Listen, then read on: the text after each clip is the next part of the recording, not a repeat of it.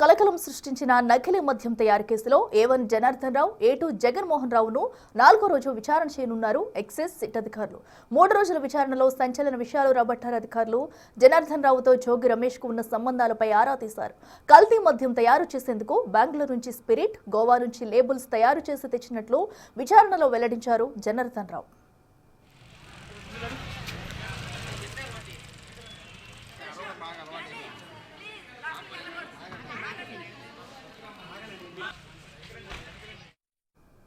నేడు east excise స్టేషన్లో జనార్దన్ రావు, జగన్మోహన్ రావులను విచారణ చేయనున్నారు. మద్యం సీసాలకు అతికించే లేబుళ్లను హైదరాబాద్లో ముద్రించినట్లు ఇప్పటి వరకు సాగిన దర్యాప్తులో తేలింది.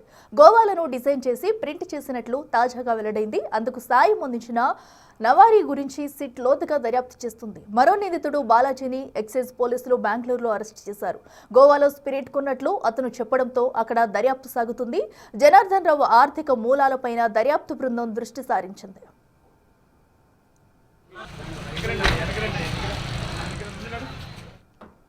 నిందితులు సూత్రధారులుగా అనుమానిస్తున్న వారి బ్యాంకు ఖాతాలను తనిఖీ చేస్తున్నారు. పెట్టుబడులు ఎలా సమకూర్చుకున్నారు, ప్రోద్బలం ఉందన్న దానిపై దృష్టి సారించారు.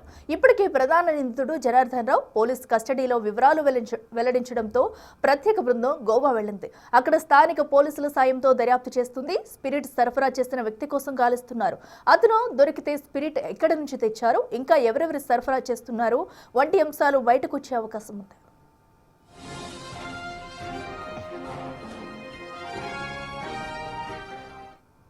రెడ్డికి మరింత సమాచారం మా ప్రతినిధి శివ లైవ్లో అందిస్తారు. శివ, చెప్పండి, కల్తీ మద్యానికి సంబంధించి కూడా నేడు జనార్దన్ రావు, జగన్మోహన్ రావు విచారణ అయితే మరోసారి జరగనుంది. మరి ప్రధానంగా ఈ రోజు వేటుపైన ప్రశ్నించే అవకాశం కనిపిస్తుంది.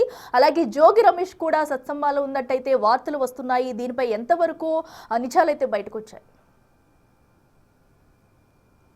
ఇట్లా మొత్తం మీద చూసుకుంటే నకిలీ మద్య వ్యవహారానికి సంబంధించి కూడా అద్దెపల్లి జనార్దన్ ఆయన సోదరుడు జగన్మోహన్ రావుని 4 రోజులుగా సిఐడి సిట్ అధికారులు విచారణ జరుపుతున్నారు. నిన్నతో 3 రోజులు ముగిసింది. కొద్దిసేపు క్రితమే 4వ రోజు కస్టడీకి తీసుకున్నట్లు తెలుస్తుంది. కస్టడీలో భాగంగా ఈ వ్యవహారానికి సంబంధించి తాజాగా నకిలీ మద్యం వ్యవహారానికి సంబంధించి నిన్నటి మొన్నటి వరకు హైదరాబాదు, బెంగళూరుకే పరిమితమైన ఈ నకిలీ మద్యం వ్యవహారం తాజాగా గోవాతో సత్సంబంధాలు అన్నట్టు కూడా గుర్తించారు.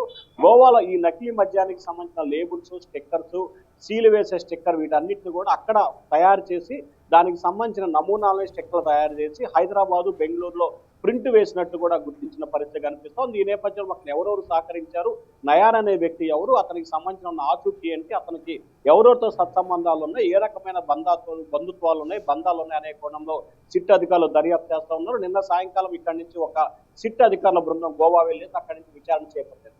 మరొక వైపు ఈ కేసుకు సంబంధించి స్టిక్కర్లు, లేబుల్స్, స్పిరిట్ సప్లై చేస్తున్న వ్యక్తులని ఇప్పటికే అధికారులు అరెస్ట్ చేశారు. నిన్న సుదర్శన్, బాలాజీ ఇద్దరు తండ్రి కొడుకులను బెంగళూరులో పోలీసులు అరెస్ట్ చేసి మదనపల్లి కోర్టులో హాజరుపరిచిన పరిస్థితి కనిపిస్తుంది. ఇంకా రెండో అంశానికి సంబంధించి కూడా ఈ కేసు వ్యవహారానికి సంబంధించి ఈ కేసు వ్యవహారంలో నకిలీ మద్యం తయారు చేయడంలో కర్త, కర్మ, క్రియ మొత్తం జోగి రమేష్ అనేది స్టేట్మెంట్ ఇచ్చినట్టు తెలుస్తా ఉంది.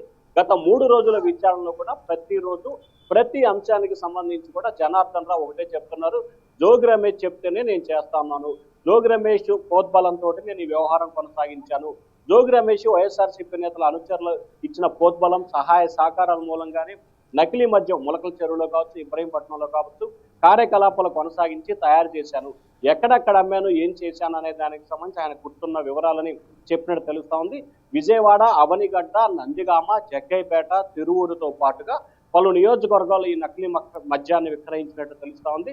దీంట్లో జయచంద్రారెడ్డితో పాటు, సుదర్శన్ నాయుడుతో పాటు పలువురు మాజీ మంత్రి పెద్దిరెడ్డి రామచంద్రారెడ్డి, మిథున్ రెడ్డి అనుచరులు ఉన్నట్లు కూడా మొన్న విచారణలో ఆయన వెల్లడించినట్టు తెలుస్తా ఉంది. దీంతో పాటు పలు వివరాలకు సంబంధించిన సేకరిస్తున్నారు. ఇప్పటికే 3 రోజుల విచారణ ముగిసింది. మరొక 4 రోజుల పాటు సిట్ అధికారులు అన్నాదమ్ములు ఇద్దరిని కూడా విచారించబోతున్నారు. ఈ 4 రోజుల వ్యవధిలో ఇంకా ఎవరెవరి పేర్లు వెలుగులోకి వస్తే అవకాశాలు కనిపిస్తున్నాయి, ఎవరెవరి పాత్ర ఎంత మేరకు ఉంది, ఎవరెవరు దీంట్లో ఎక్కువగా ఇన్వాల్వ్ అయ్యారు అనే అంశానికి సంబంధించి కూడా లోతుగా అధికారులు విచారణ చేపడతా ఉన్నారు. ఇప్పటికే జోగి రమేష్ పాత్ర మాత్రం గత 3 రోజులుగా తరచూ ప్రతి ప్రశ్నలో కూడా జోగి రమేష్ పేరు మాత్రం ఖచ్చితంగా వినిపిస్తున్న పరిస్థితి కనిపిస్తా ఉంది.